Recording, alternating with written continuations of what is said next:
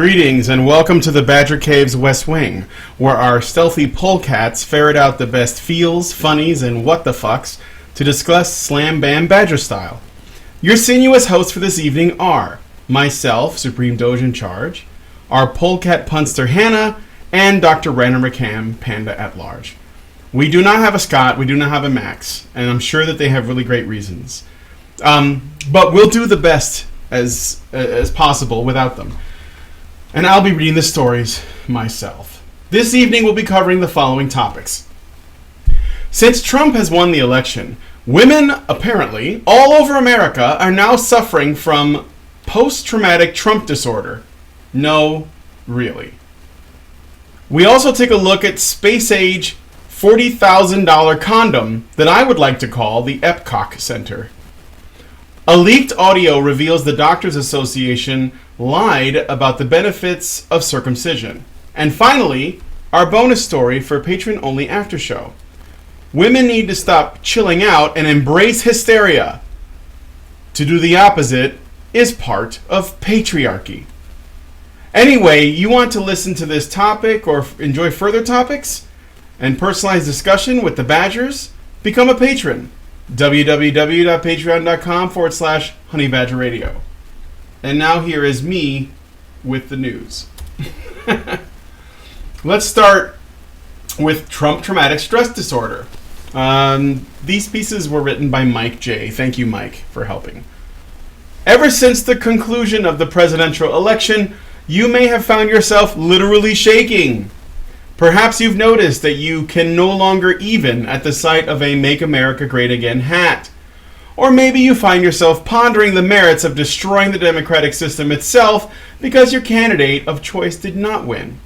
If you've answered yes to one or more of these questions, chances are you may suffer from Trump traumatic stress disorder, or TTSD for short. While this may sound like a joke, Sarah Jones, writer for Politicus USA... Oh, I'm sorry. What? Oh, yeah. While this may sound like a joke, Sarah Jones, writer for Politicus USA, assures us this is real and it's serious. Jones goes on about how women are literally sobbing, vomiting, and are unable to sleep due to Trump's presidential victory, which is odd seeing that as white women overwhelmingly voted for Trump at 45%, as opposed to Clinton. Perhaps this was due to some form of internalized misogynies. But I digress.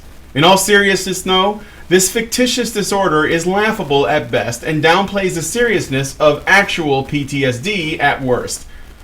Hello, Melody Hensley.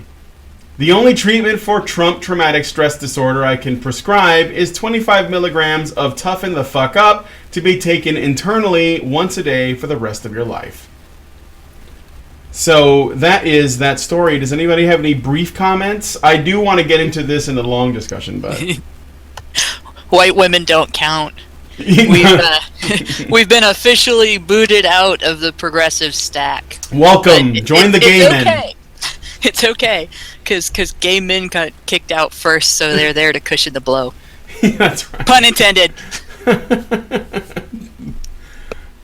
Yeah, I mean, it's going to be a lot of fun. There's some choice quotes from this woman's article written for Politicus USA that I found particularly hilarious. So I'd like to come back to that one. Meanwhile, let's just move on to the next story. The $400,000 condom. Let me just show people the image so that they can see. See, this is why I call it the Epcot Center.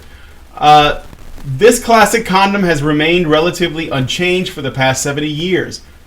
But one company aims to change that. Swedish-based company, of course it is, of course. Lilo has the technology. They have the capacity to make the world's finest condom, the Hex condom, as it's being called. It will be that condom, better than traditional designs, stronger, more comfortable, and even more pleasurable for its male users. Made for his pleasure. After its Indiegogo campaign broke well over 3,000% its original goal, the condom that's been 8 years in the making is finally available to consumers. It seems a great deal of the product's success comes from the company's goal of addressing problems most men have with condoms. those being discomfort, slippage, and breakage. Eager couples have given the prophylactic glowing reviews, praising it for its durability and its ultra-thin design. I also want to add that the spokesperson for the Hex condom, ironically, maybe, Charlie Sheen. The Sheen? Just another Charlie Sheen. No, the Charlie Sheen. The Sheen. Who, by the way, is winning. Yes. Hey, the last thing anybody having sex with Charlie Sheen wants is for the condom to break. No. So, really, he's a good spokesperson. I think he is. But yeah. Not that he's got AIDS or anything, just tiger blood. That'll fuck you up faster than AIDS. You don't want any of that tiger blood in your system. That's right. Yes, from the country that gave us gender equal snow plowing. This is what somebody wrote. Epic win. So that's the $400,000 condom story, and maybe we can come back to that too. I think it's really cool that somebody thought about the men when it comes to sexual pleasure, and not at the risk of sexually transmitted diseases, as usually. Yes, somebody thought about the men, and they came to the conclusion that they should charge them $500,000 for it.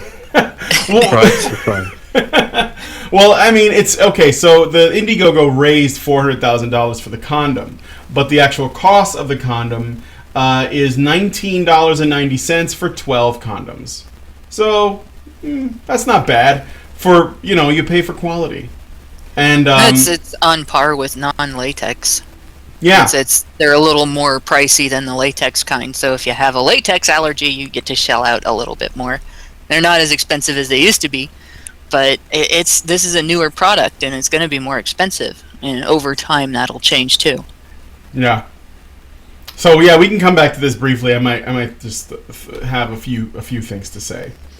Moving on. All right. So I got this story about a leaked audio that I will just show you guys. Leaked audio shows Doctors Association lying about the effects of circumcision on the penis.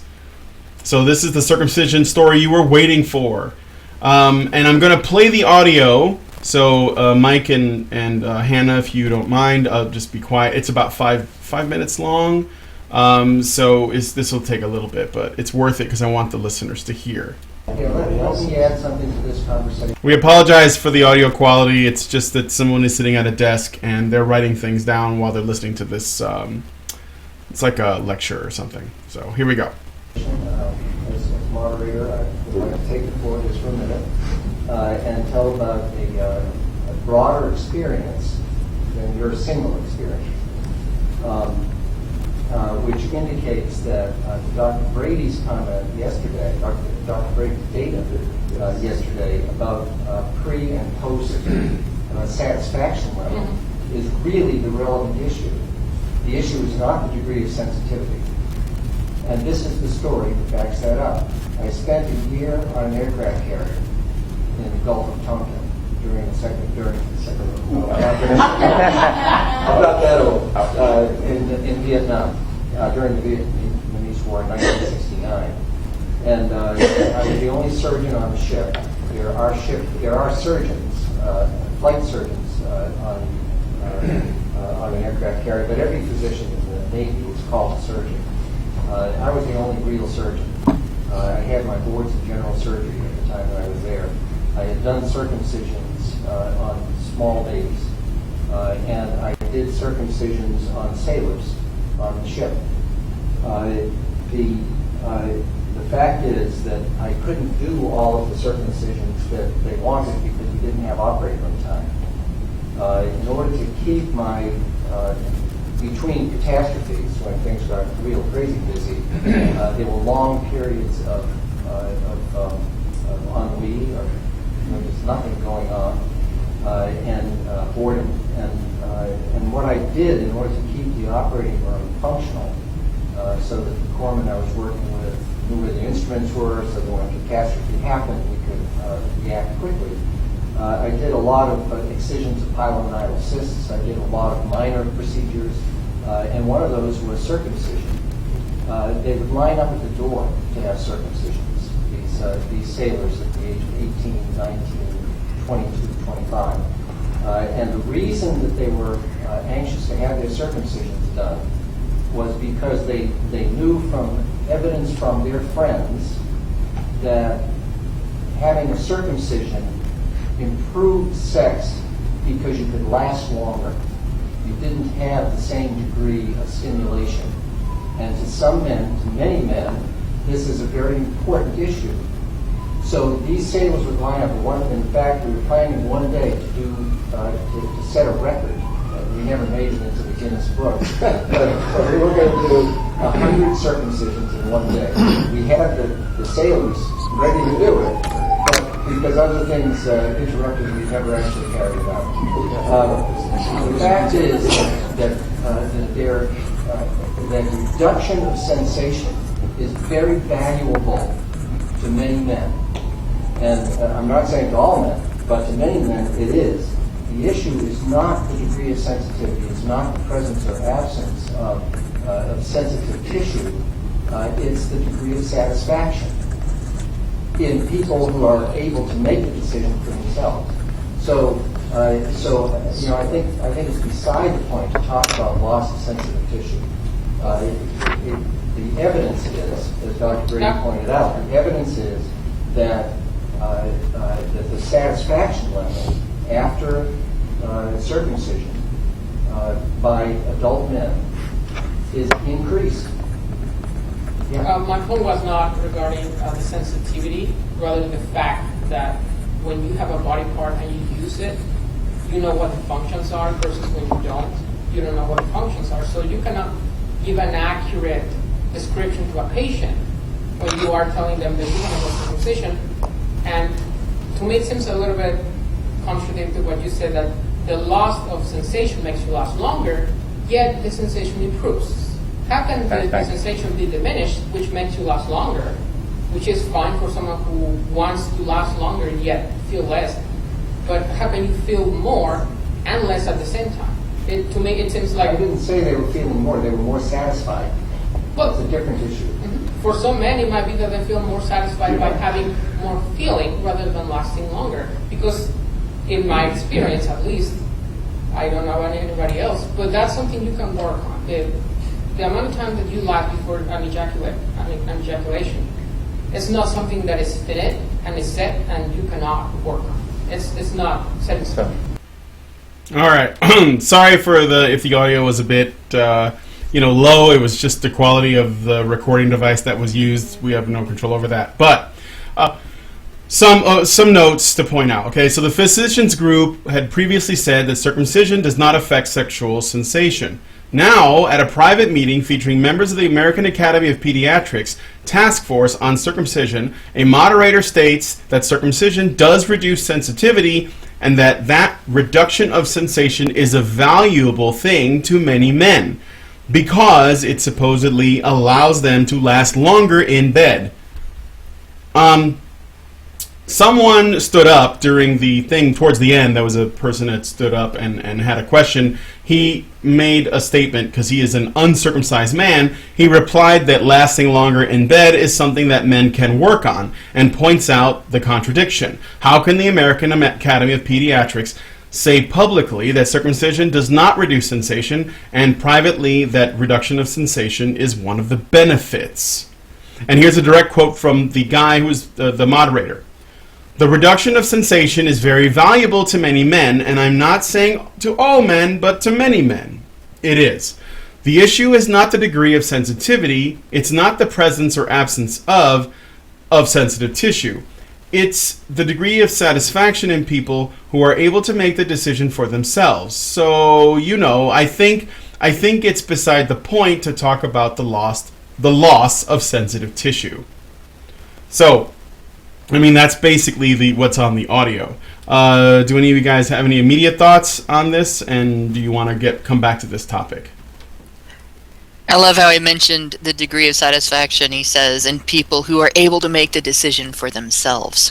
Unlike the millions of neonatal circumcisions that get done in the United States and have been done in the United States, at least they had a choice.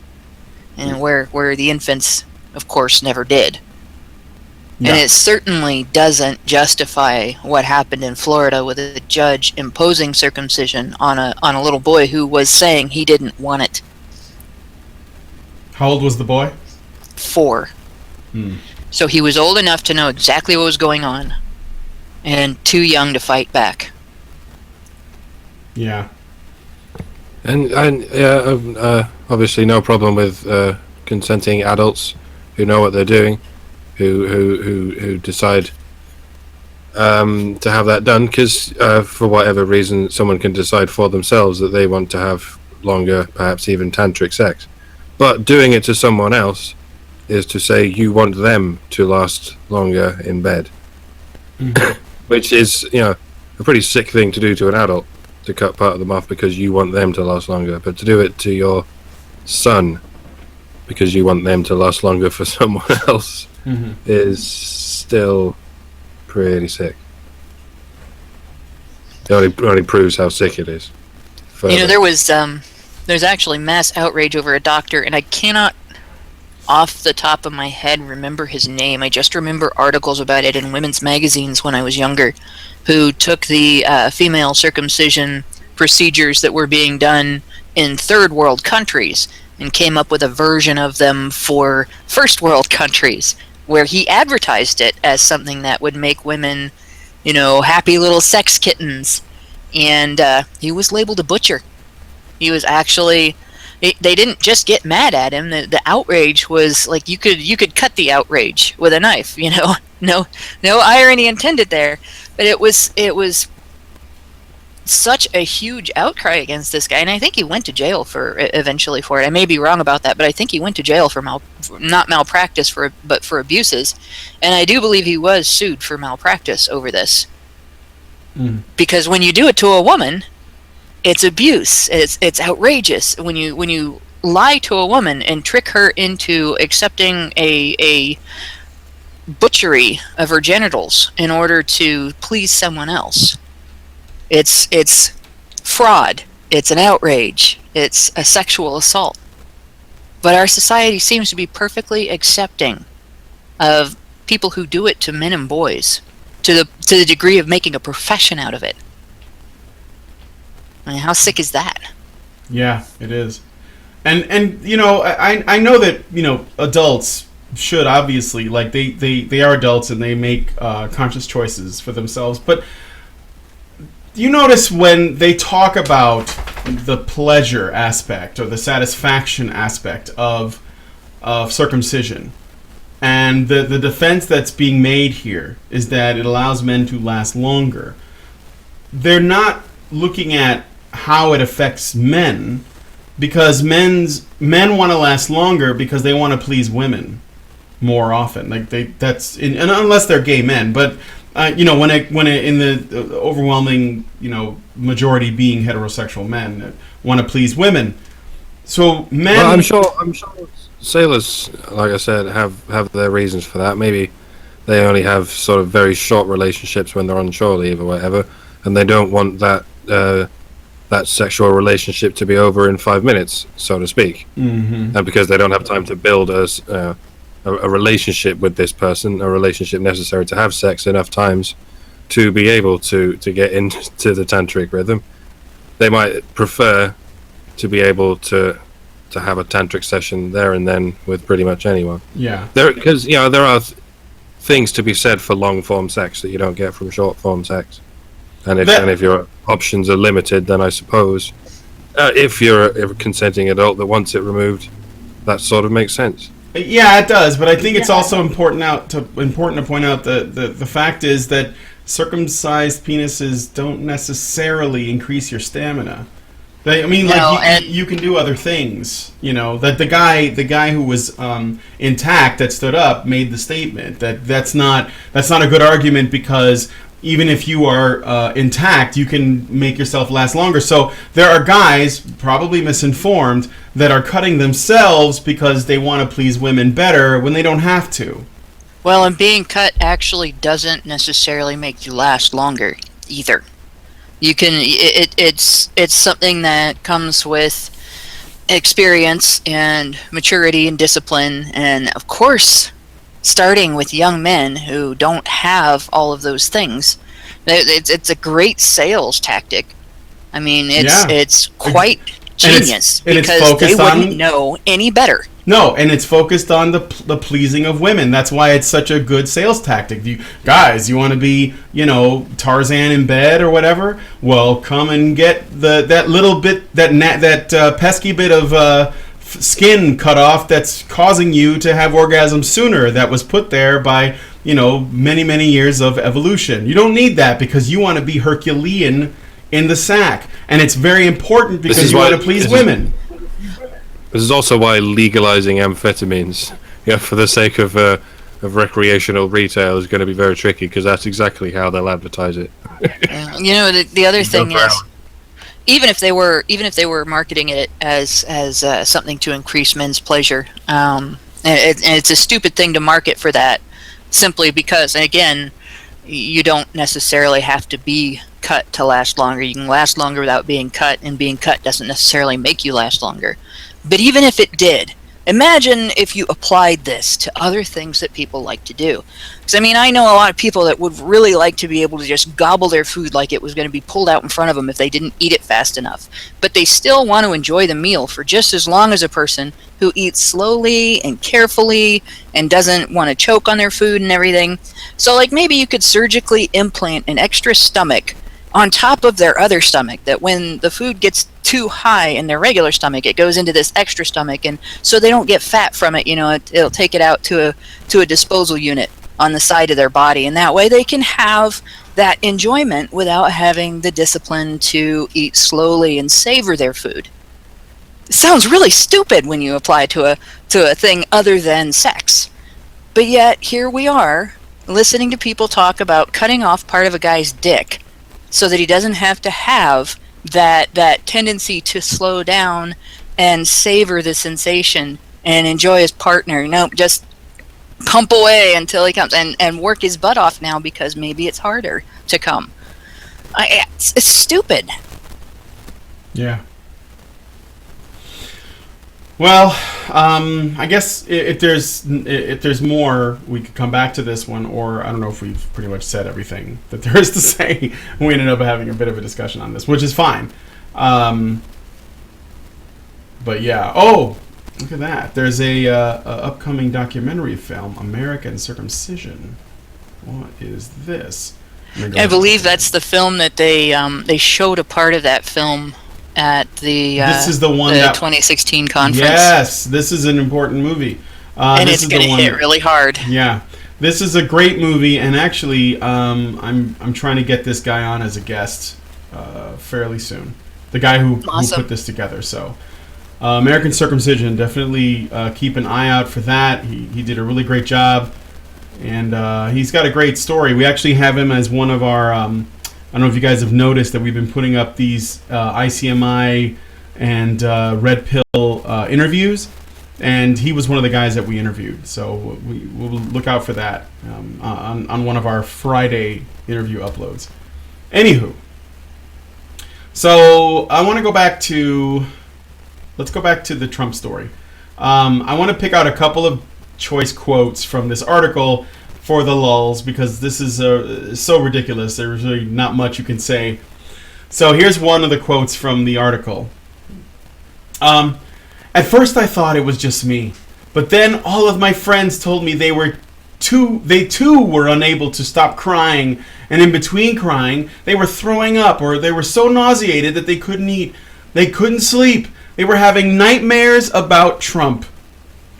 And that's one quote. And I want to add something, okay? So last weekend, I got really, really sick. Or this past weekend. And I had to go to the hospital. I submitted myself to the emergency room at it's the Cook County Hospital. So it's kind of like this public hospital.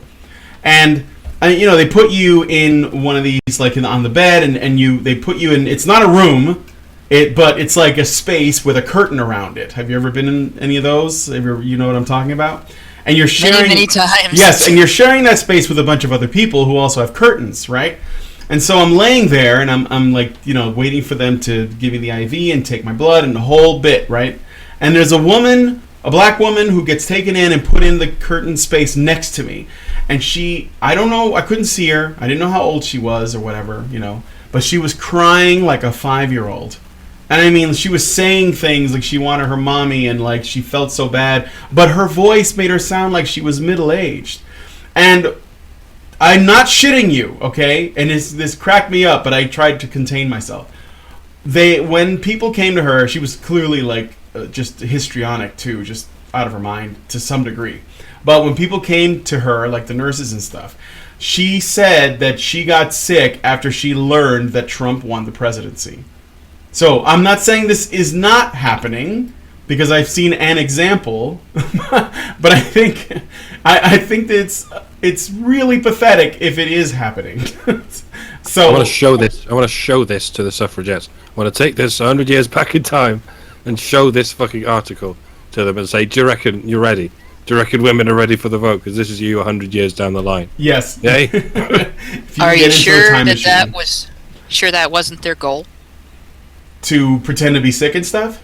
No, to lead to exactly this kind of situation. Oh, like the I don't think suffragettes. they had goals. They can't have had this as a goal, surely. Wait, you think about this, okay? When the suffragettes in the UK began agitating for women's suffrage and only women's suffrage, a quarter of UK men had the legal right and capability to vote. 3/4 did not. That's 1 in 4 people. 1 in 4, to put it in Yeah. statistics you all understand. Yeah, just like Mary Cassa's rape statistics. And the thing is, there were suffrage movements already. There had been suffrage movements. There was a fight for suffrage that had been ongoing for like 100 years. And like prior to that, just earlier in the century, there was it was 1 in 5 instead of 1 in 4, and there were laws passed that opened the vote up to a few more men. And I mean, it started out as a thing that wealthy landowners had the right to do.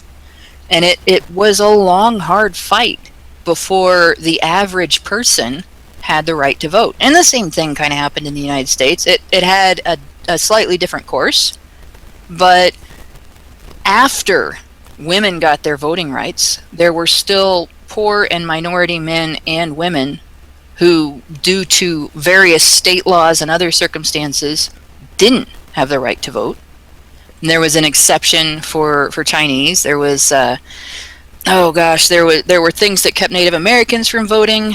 I have an article about this, suffragettes can't save feminism, and I have a second article, suffragettes still can't save feminism. The first one is on breaking the glasses, the second one is on A Voice for Men, and they both sort of outline the fact that the suffragettes were not just a feel-good women's rights, yay voting kind of movement. They had other goals. And we were looking at elitist, rich women who stirred poor women up with the idea that they were going to get something that the rich women involved knew that the poor women were not going to have when things were said and done. They may not have expected the common person actually getting the vote. But I really do think that they expected women to be able to be used as a voting bloc for their own ideological purposes, for feminism's ideological purposes. And yeah, that is expected to lead to this kind of thing, partly because feminists have spent like the last 60 or 70 years teaching women and girls to be stupid little special snowflakes that are triggered by the slightest word said by the wrong man. It's if they had gone around with baseball bats and hit these women in the stomach and made them puke, everybody would recognize how abusive that was. Everybody would be like, God, you guys are brutal. How dare you do that to people? That's wrong. But they hit them in the ego. And they took over half a century to do it.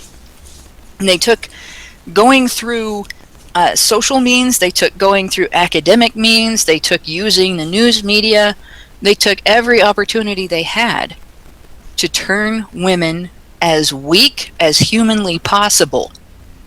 And this is what the result is. This special snowflake vomiting over getting a candidate in office that you didn't want. This is the result of 150 years of feminist activism. Thanks, feminists.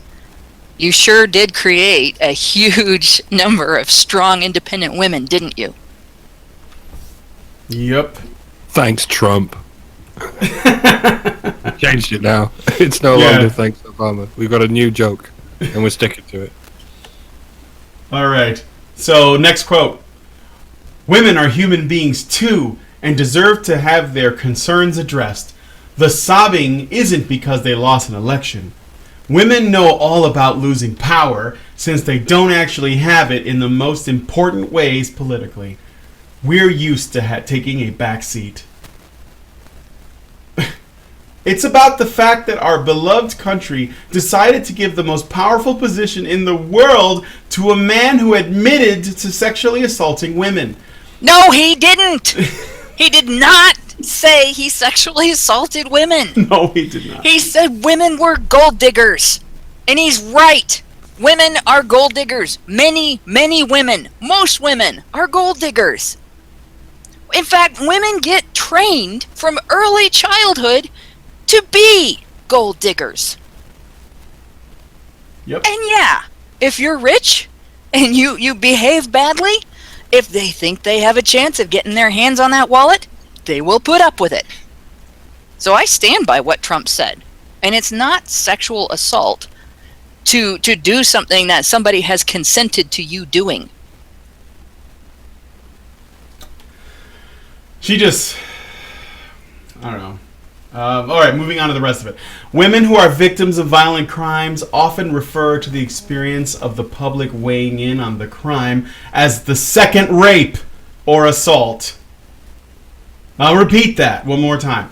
Women who are victims of violent crimes often refer to the experience of the public weighing in on the violent crime as the second rape or assault. The shaming, the being reduced to nothing, being treated as if our bodies being violated is less of a crime than someone's wallet being stolen. This is the second rape. So that's kind of like what Amy Schumer did to that guy that she had sex with back in college when she was stone cold sober and he was so drunk he was repeatedly passing out. When she talked about it in her Ms. Gala speech and actually ridiculed his performance, right? That would be the second rape too? That would be, yeah, because according to feminist logic, because he didn't perform well, Amy Schumer was raped because she wasn't happy with the sexual encounter. He raped her. What year was it when she did that? Oh gosh, I don't know. It was probably before 2000. It was before 2013. So it was the current year. Yeah, it was that current year. But if it was before 2013, then Amy Schumer could not have raped him, right? It's interesting to note, though, that scenario that she described, it's a scenario that she described, so it's anecdotal. We don't know if it actually went down the way she said. She may have been embellishing for comedic purposes, although it really is not funny. But everything she admitted to doing, it puts her on par with what's his name, the young man that all the feminists went nuts about because he only got 6 months. Brock Turner. What she admitted to doing was just about the same as what Brock Turner was convicted of doing. And yet her speech is lauded as courageous and brilliant. Punching up. And he got protested because he got out of jail after 3 months. They actually showed up in an area not too far, actually, from where I live. I probably could have gone there if I wanted to and seen the protest. And marched in front of his house and yelled terrible things in front of all of the neighborhood children and made a huge stink. Because they didn't think his punishment was enough for doing almost the same thing that Schumer got lauded for. But Schumer was punching yeah. out, right? It's the Sure, second you rape. can. It's the second rape, because you can't not pay attention to what other people are saying. You can't hold your head up and know what you know to be true, and ignore the rest of the world's shitty comments if you're right. No, it's you just have to deal with it, right? It's the second rape. That is so pitiful. Yeah, And it's so insulting. Yeah, absolutely. And they're literally now we used to think that if you were skeptical or you wanted to just go through due process when somebody claimed to be a victim of rape or sexual assault, that was just the way it was. Like, that was just how you did fucking law. And then when the slut shaming crap started, then it became, if you question a woman's claims of being sexual assaulted, it's sexist, it's misogynist, it's victim blaming. Now it's escalated even more. Now, if you question a woman for, if you basically are skeptical of the case and you want to follow through with due process and you want to investigate, it's rape. It's rape again. That's why they're calling it the second rape. Just saying, well, let's look at the evidence, is wrong. It's as bad as the crime itself. Holy shit, I'm glad these people don't run the world.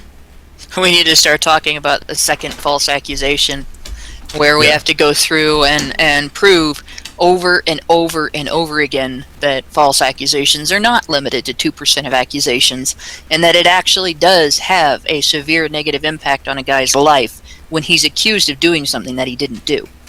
Mm-hmm.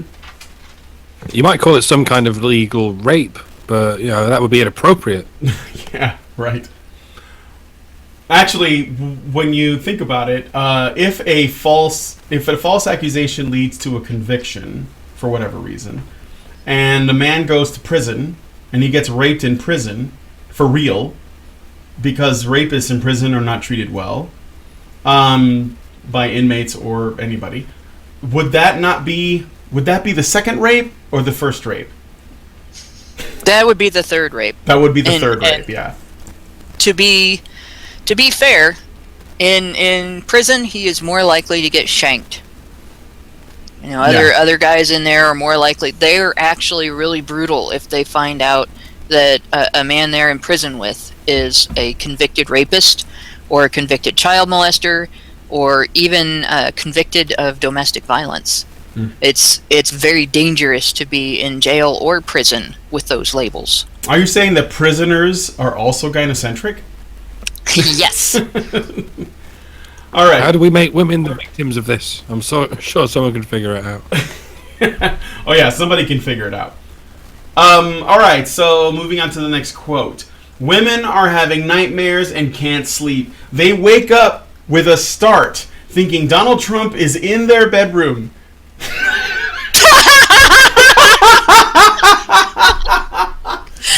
But if you turn on the lights, it just turns out to be like a coat with like a bushy hat on on the chair. Are you kidding me? No, I'm serious. This is what it says. All right, I'm gonna try and get through the rest of the quote. They wake up with a start, thinking Donald Trump is in their bedroom. They can't sleep at all because they're so anxious and feel under attack. They're hypervigilant.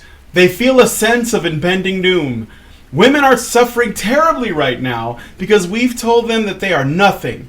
Their experiences are nothing. We don't care about women so much that we don't mind electing a man who bragged about sexually assaulting them. But he didn't brag about sexually assaulting women. He pointed out, quite factually, that many, many women are gold diggers. And I'll say that over and over again every time I hear somebody say he bragged about sexual assault. In their bedroom. Like, this is like the ultimate feminist rape fantasy bullshit.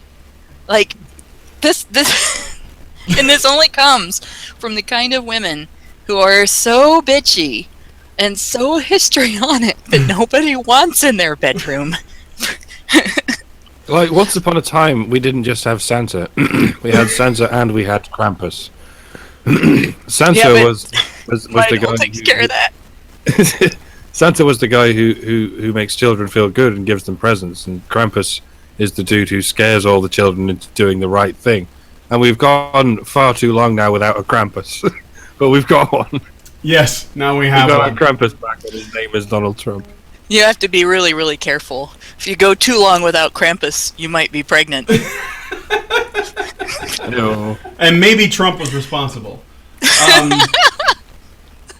Just saying. If you give birth to a little bushy-haired golden baby, you Hide your wife! Hide your cat! yeah, he's just in people's bedrooms. I just had this Grabbing him by the image pussy. of a woman By waking the way, up in the middle of the to run night. through the symptoms, Go ahead. Mike. to run through the symptoms again, women are having nightmares and can't sleep. Yeah. Right away. I can This see a problem obviously there. is a result of heaping amounts of acid. Yeah. When they're having nightmares and can't sleep, they wake up with a start. Okay, so you're asleep and you're not asleep and you're waking up all at the same time. You need to see a doctor. You need to either get on or off whatever medication you're either not on or not off. Oh man, you know. Stop drinking male tears before you go to bed. That's what's causing it. It's indigestion. Really. Oh my god. This is hilarious, but I wanted to use the article as a launching point for something else I was thinking about the other day that I got to mention. And it's about, I was just thinking about this. I was talking to a friend of mine about Hillary Clinton. All right.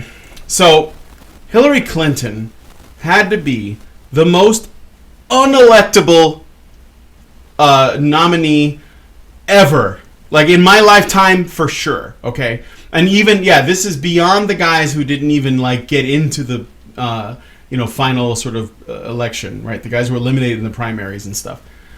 She is beyond corrupt. She is a pathological liar. She is a criminal. She has like gotten people killed. She just doesn't give a fuck, okay? And when it comes to platforms and what she's running on, nobody knows what it is. She doesn't actually have one, or didn't, rather, because she lost, right? Worst possible candidate you could possibly have. And the only thing that she did have to run on was, it's time for a woman president. That was it. Like, I'm with her, / something together. I don't remember what the fuck that was. But the fact that she was a woman, that was her launch pad, okay? And aside from that, all the other stuff was just, it should have been completely unforgivable. Even the weird shit like spirit cooking. But she still almost won. She's still like, it was close. I mean, it was pretty close, right? So what I was thinking was, if it was a male president that had done all the same shit that she had done, would he even have gotten this far? And would he even have been able to, like, if he lost, would it have been from such a close margin? And I ask myself, is this an example of gynocentrism? Like, I can't really tell because I know that technically she's female, but I wonder if that isn't painting people's views. And after she lost, there were articles everywhere saying she's the victim and that she was a victim of all kinds of shit. And nobody makes they don't put together the idea that if a presidential candidate can be a victim of something as, childish as mean words and people like looking up facts like WikiLeaks and shit, then is she suited to be the president? Like she's, that's just something I was thinking about. But mainly I was thinking about how she was able to come this far despite all of that shit. Does anybody, do you know what I'm talking about? Or anybody have a thought on that? Am I just way off base? No, I'm just, it's comparing and contrasting in my mind. Thinking about the 1988 Democratic primary, when Gary Hart, if I remember right, he was actually the front runner in and I think it was Democratic primary. Yeah, Democrat. It's coming up on my screen now where I had started to load the page. But he was the front-running senator from Colorado until was it the Miami Herald reported that Hart, a married man, had spent the night with an attractive young model named Donna Rice. All he had to do was have a rumor of adultery, and he was out of the race. Just a rumor. That's what I'm talking about. And I want to go back to something. Somebody in the chat asked me, and I want to get the name right so I don't ignore this person. Or, like, not to necessarily ignore, but misrepresent who they are. Shaman King XYZ says, is Hillary more corrupt than Nixon was? I don't think that the amount of scandal that came out of WikiLeaks, that makes Watergate look pretty tame, in my opinion. I think that's way bigger than that. How many people in chat actually know what Watergate was? I don't know. Well, why don't you tell us really quick? Because I don't think they do. That question being asked, because Watergate was essentially the Republicans trying to get dirt to use, and I can't remember who they were trying to get dirt against, but they were just trying to get dirt to use in the next election. That was the corruption, and the cover-up of the break-in was Nixon's undoing. That was it. Yeah. That was the big deal. And yeah, it was corrupt, and it was a good reason to condemn the president's behavior and everything. Yeah. Ask if a woman who is receiving money from royalty that is funding ISIS is as corrupt as a guy who essentially played a prank. That's you really want to contrast and compare there? Yeah, Watergate is digging up dirt. Something that they do, like, that both sides does all the time now. That's sort of like normal, right? It probably is. It maybe shouldn't be. And like I said, it was right to come down on Nixon for that. It was right to want that out in the open. It was right to have asked people to come forward over it. But for crying out loud, we're talking about alliances with enemies of the country that she's running for a position of authority over, and servitude to. And the degree of collusion that took place between the DNC and the media, and within the DNC to get Hillary in place as the candidate of choice. The fact that they torpedoed Bernie Sanders to get her into place. The fact that they actually tried to manipulate, and I think they successfully did manipulate, the Republican campaigns, the Republican primaries. All of that. It's like if you put Nixon's corruption into a teaspoon and it filled a teaspoon, you would have to put Hillary's corruption in a bus. You'd fill a whole bus full of Hillary's corruption to sit next to it and say, are these equal? Are these the same? It's no. We used to have, we used to be way less tolerant of corruption back then. So back then, by those standards, it was a big deal. And we really need to get back to the Nixon is bad standard. And we need to apply that standard regardless of the sex or the ethnic background or the religion or any other irrelevant factor or the party about the individual or the party. It doesn't matter what letters you have behind your name. It matters what you do. Yep. So yeah, that was my question. You guys can mull it over. I'm under the belief that this is an example of how far off the rails gynocentrism has gone. It's or feminism, whatever you want to call it. I'm not really sure. I'm still thinking about it and I'm trying to figure out like what it means. But that's what I think. I think there were a lot of she has a vagina votes, therefore I want to see that, and people are willing to ignore the monument, the fucking monolith of corruption that was there in order to see a female president there. Now, as far as gynocentrism and feminism are concerned, gynocentrism, if you really want to understand gynocentrism, all you have to understand is the fact that society in general has a protective and nurturing attitude towards women and girls. That it's not necessarily like feminists have their patriarchy theory, conspiracy theory, right? This isn't a conspiracy. This is just an attitude. It's a natural thing that people have. And it probably evolved with us due to the circumstances under which humans evolved over thousands, hundreds of thousands of years. And it's not an evil thing. It's not a malicious thing. But it's gotten to a point where it's not functional in today's society. We're trying to form an egalitarian society, and we have pressures that are pushing us towards an egalitarian society, but you can't be egalitarian if you are willing to sacrifice the interests of one sex because you have a protective and nurturing attitude toward the other. That needs to be evened out to the point where we have a protective and nurturing attitude towards all people, and we do not force anyone to sacrifice for that. That needs to be something that people will stand up for on their own if they support it, but that we do not turn around and treat anybody like they're less simply because of their like I said, their irrelevant factors. Feminism is not just gynocentrism. It's a political effort to capitalize on gynocentrism for political control and power and for financial gain. And that's where the difference is. Feminism couldn't succeed without gynocentrism. But even without feminism, gynocentrism would still exist. Yep. Absolutely. Feminism just kind of politicizes it.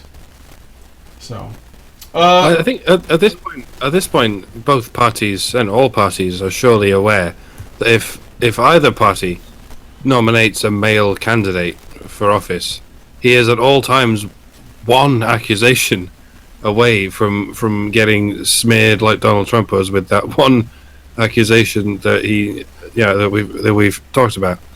And when it's a man against a man, presumably both sides know this, and they know that if they make an accusation of that sort, then the other party will make an accusation against them, and then it'll just ratchet up from there until they're both being accused of rape. So both parties of spin doctors know this ahead of time, so they don't engage in it at all. And now that we've finally had a significant sort of man versus woman, we've seen just how skewed this is, because we can take the vast fucking tome of things Hillary has done wrong and weigh it up on a scale against this postage stamp of this one thing that Donald Trump did wrong, and apparently Trump's side is heavier on that scale. So yeah, that's pretty solid evidence that gynocentrism has indeed gone mental. I'd even go so far as to point out Hillary Clinton was accused not just once, not just 2 or 3 times, but over and over and over again throughout the extended period of her legal and political careers of murder. Either murder by her own hand or hired hitmen. She's been accused of murder by neglect.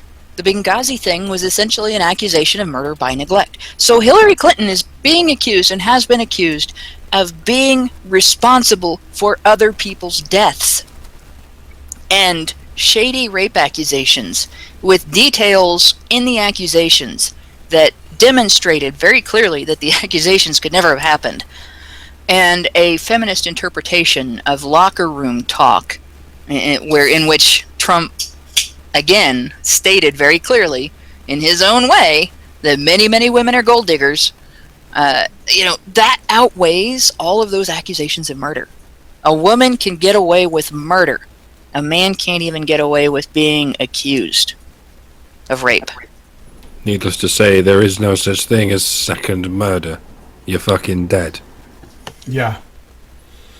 All right, let's move on to. Thanks for humoring me for that thought I had, but let's move on to the condom. It's pretty cool. I like that. I'll read a little bit out of here. This thing, okay. So the Swedish company Lilo, which has enjoyed a pleasurable ride selling millions of award-winning sex toys worldwide, recently announced that it has managed to raise more than $1 million from 30,000 backers for its Hex condom. Nearly 400,000 was poured in via its Indiegogo crowdfunding campaign, an amount that is 3,246% of the original goal. The rest came via website orders for what Lilo is calling the first major condom innovation in 70 years. The Hex has been 8 years in the making, with the goal being to address the three key complaints users or non-users in many dissatisfied cases have, which are discomfort, slippage, and breakage. One of Hex's differentiations is visible, a honeycomb lattice pattern, inspired by graphene's hexagonal molecular structure. Lilo incorporated such a structure into the Hex, which it says is less likely to slip or tear, and it maximizes sensitivity. Now that I look at it, it looks like a Mass Effect thing. Maybe they can call it, well, I don't know. I'm sure that there's a sexual thing you can call it. Okay, so I'm sure the chat will come up with something clever. And if it does tear, Melia Robinson writes for Business Insider that puncture is contained within the affected cell. She watched Lilo founder Philip Sedick try to fail to break a Hex with his fingernails and a pen. Mashable tried to pierce one with a needle and couldn't. One writer for Bustle gave the condom, which starts at $19.90 for a 12-pack, a go with her partner and found it easy to open, easy to tell up from down, incredibly stretchy, both super thin and strong, and pleasantly transparent. Her man called it the strongest orgasm he's ever had wearing a condom. So, so that's the Hex condom. Massive Effect. I just looked at the chat.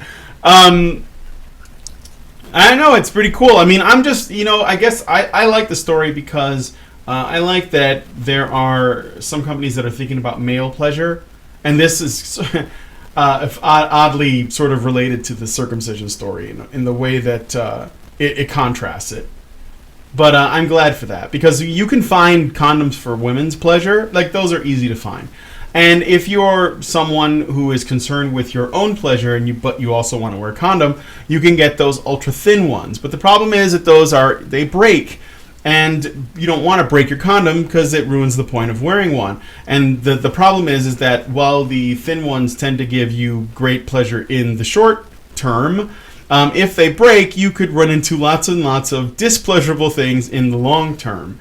So this is a great innovation, and I'm wondering why it took so fucking long.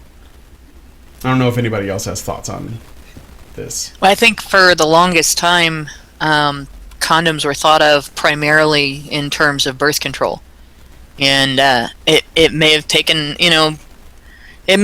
quite a bit of time, not just the taking time to dedicate them to sexual pleasure, because I know there have been condoms dedicated to female sexual pleasure for quite a while, but I think the most valued thing about the condom has been birth control. The fact that it prevents, and disease prevention. The fact that it prevents semen from getting through. And I think that might be part of the problem, but the other part of the problem is I don't think companies realized that it was okay to market to men, this way. Because you look around, it's deemed creepy instead of being celebrated the way it's celebrated when companies market sex toys, and companies market anything to enhance sexual pleasure for a woman. It's deemed creepy when they do that for men. It's wrongfully treated as though they're encouraging something bad. And it sort of goes back to that whole thing of gynocentrism. For the longest time, especially in the United States, we had this sort of Victorian attitude towards sex, that it was not something to be publicly discussed, and it was not something to be treated like it was a good thing. It was just for procreation, and how dare you think about it as something fun and something that you might do just for fun. What's wrong with you? You pervert. And women got out of it sooner. Feminists don't like to admit that. Feminists will talk about slut shaming as long as the day exists. But in the end, when you look at writing online about who is actually getting shamed for having an interest in sex and having an interest in sexual partners, you don't find a whole lot of websites with men complaining about women hitting on them when they didn't want to be hit on. You don't find a whole lot of websites full of men complaining about being spoken to on the street by the wrong woman. You don't find a whole lot of websites with men complaining about catcalling. And you don't find a whole lot of websites with men shaming women for looking attractive, attempting to look attractive, or even for attempting to get attention because of sexual attraction. You find that with women. You find women's websites out there, hollowback, talking about men who have asked women for attention in some way or another and condemning them as if they've done something horrible.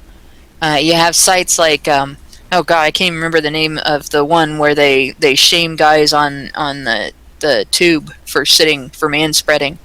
Then there's sites like that all over the internet with women bitching and moaning about being, and I think some of it might actually be humble bragging. Oh look, I'm so attractive, this guy wouldn't leave me alone. Yeah. But it's all an effort at shaming men.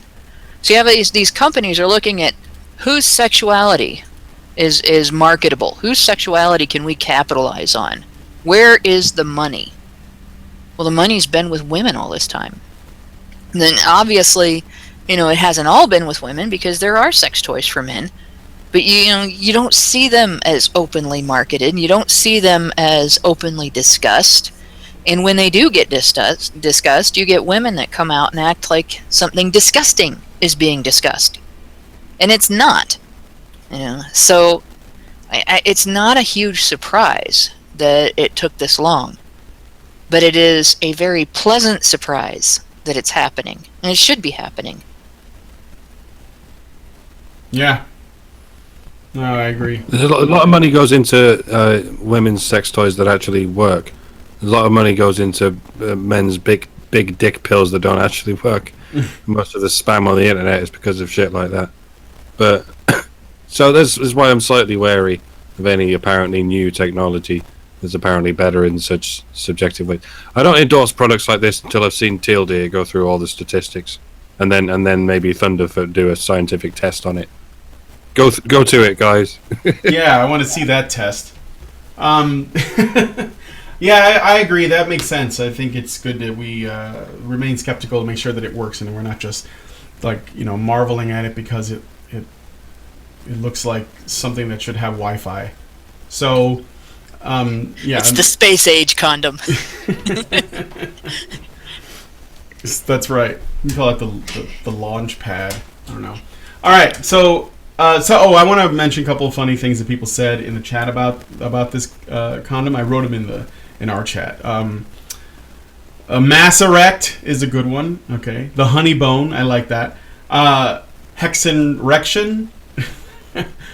And strong enough for a Krogan, central enough for an Asari. Which is another reference to Mass Effect, which is pretty funny. But that's it for the stories. Unless you guys want to say anything else, you have anything to shill or anything like that. Otherwise, I'm just going to go ahead and close it out. For those of you guys who are wondering, structural honeycomb would be MESH, which is mesh. That'd be funny. Oh yeah, that's good. Mass Effect sexual honeycomb mesh. Well, I love it. And you can use Mass Effect to sell it because Mass Effect has sex scenes. Anyway, so just so you guys who are wondering about the red pill screening in Chicago, I'm still waiting to get for the people I'm working through to get it set up to send me a bunch of promo stuff, and I'll make a Facebook page for it, and I'll send out invites and stuff like that once I have it. But I'm also still waiting to hear back from a theater that will actually screen it. So that's probably why there's a bit of a hold up, but I'll let you know if I find one. Because they're actually doing all the work for me. So anywho, is that a tug screening? Yeah. Yeah, there is one upcoming. If we can get all of the tickets to sell, there is one coming up in December in Pennsylvania, and for some reason the goddamn tug page will not load right now. But again, that one, the pinned tweet on my Twitter profile leads to that tug page. I've been posting about it on Twitter. I've been posting about it on Minds. If you follow me on Minds, I think it's also one of my more recent posts. And I've also been posting about it on Sea Lion, so on sealion.club. So if you follow me on any of those places, you should be able to get the information about it. That one, the tickets are selling for $12, and the stupid page still won't load up. I wonder what the problem is. So I can't tell you the name of the town because I can't remember. That's really awful because I'm going to be driving there. But yeah, so go ahead and Mad Cat's profile should also have information about that on Twitter as well. If you look at Mad Cat's Twitter or my Twitter, you'll be able to get to the page unless Tug is down. Well, and that one's going to be. No, it's not opening for me 8th. either. I believe it's the 8th of. Okay. God, I can't. It's not loading up. It's really having problems. No, it's not loading it for me either. It must be Tug. Then Tug must be down. I'll try back in a bit. Okay, so I might as well mention there's one on this side of the pond as well. We're looking to get one in Norwich, screening of the Red Pill, probably on December the 19th, but I haven't announced a venue or ticket prices or any of that stuff yet. So I'll keep you posted, folks. All right. It's Upper Darby. The page finally came up and then disappeared again. But it's Upper Darby, Pennsylvania. And it's Thursday the 8th Maybe of December. Too many people are tugging. Apparently. Yeah. That's because we were talking about condoms and grabbing people by the pussy, and during that story about grabbing people by the pussy, I couldn't stop saying hard, so obviously, There you go. But the event needs to sell 54 more tickets in order to happen. So if anybody's interested in going, we kind of need you to let us know as soon as possible by getting your ticket. Do it. Get enough people going and enjoy the it's a great movie. It's totally worth it just for that. Okay, so I'm going to go ahead and close out the show. I want to thank my co-hosts Allison and Mike, and I want to say to Scott and Max, I hope that Mike. Sorry, you said Allison. It was Hannah. Did I say Allison? I'm sorry. Hannah. You all look the same to me. Hannah and Mike. I want to also thank Max and Scott in the abstract. But I understand that they can't make it and they have really good reasons, so I hope that you guys are okay. And they'll probably be back next week. And I want to thank you guys for listening, and please leave us comments about the articles. There is a link to the show notes page, which will take you to our write-ups, as well as links to the original articles, so you can look at the sources yourself. In the meantime, we'll talk to you guys later, and try to have good dreams, because I don't want you waking up in the middle of the night with either Trump in the room. Asleep. Yeah, while being asleep. I don't want you to have any Trump nightmares or wake up with a Charmander in your bed. So don't wake up with a start, but if you do wake up with a start, please send the start to me so I can put it in the glove box of my van for the next time I have car trouble. I can get it out and use it.